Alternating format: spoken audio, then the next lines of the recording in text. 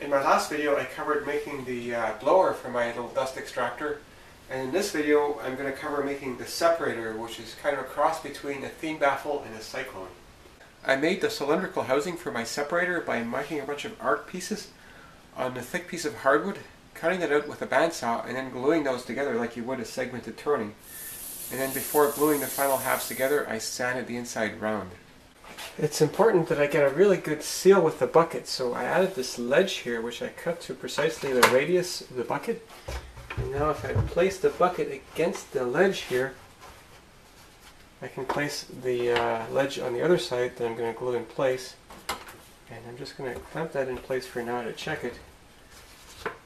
So that looks good, so I can glue that right here and that'll hopefully give me a good seal. So this is the collection bucket, and here's my separator. The separator is sort of a cross between a thein baffle and a cyclone. So I made this thing much deeper than it would be on a thein baffle because I wanted to have more space for the air to circulate around. I'm sort of thinking this is like a cyclone, except the bottom is cut off and I've got this baffle in here instead. I added a slightly larger disc in here because I wanted to make that gap smaller, because I'd rather not spin the air inside the bucket, and I figure the air can circulate in here a little bit better. Then on top of this fits this lid which picks the air up from the middle. So I really got to spin the air up in here, and I made this injector nozzle that fits on here, and it takes a 2.5-inch hose, and it's actually a little bit constrained on here so that it really shoots the air in here and really hopefully gets that air going, and there's nothing on here to catch it, so it should just go round and round like crazy. Here's the first injector that I made, which is made for just a regular 1.5-inch hose, but I found the hose has just got too much air resistance, so I wanted to move to a bigger hose. So I got this connector piece here and made the nozzle around it, and it just sort of tapers into this narrow slot to shoot the air through there.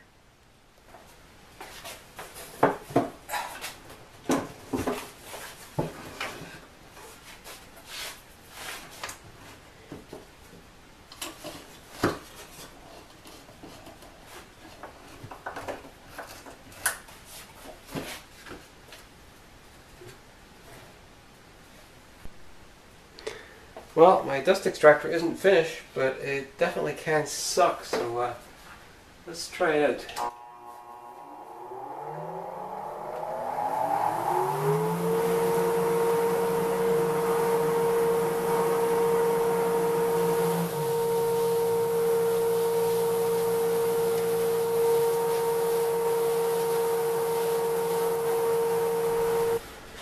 Let's see how we did.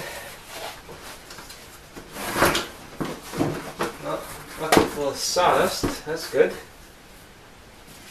And down here, looks like everything is clean. Let's see how we did on the filter.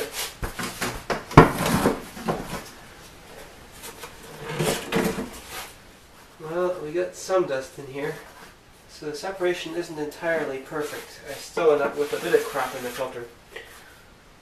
But I think I can fill quite a few buckets before this filter needs cleaning. Right after that test, I did another test sucking the contents of my whole bandsaw sawdust drawer through the dust extractor.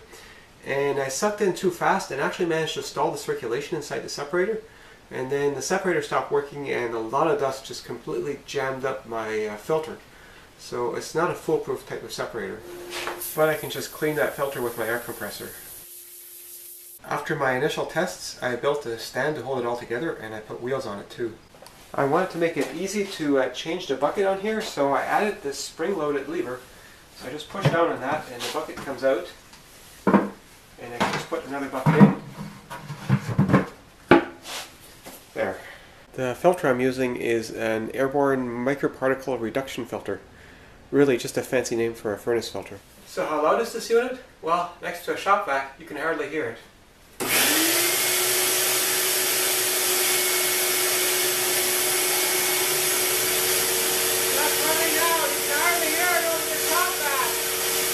I made this small dust extractor mostly to use for things like saws and sanders and routers, but it just barely keeps up with my thickness planer.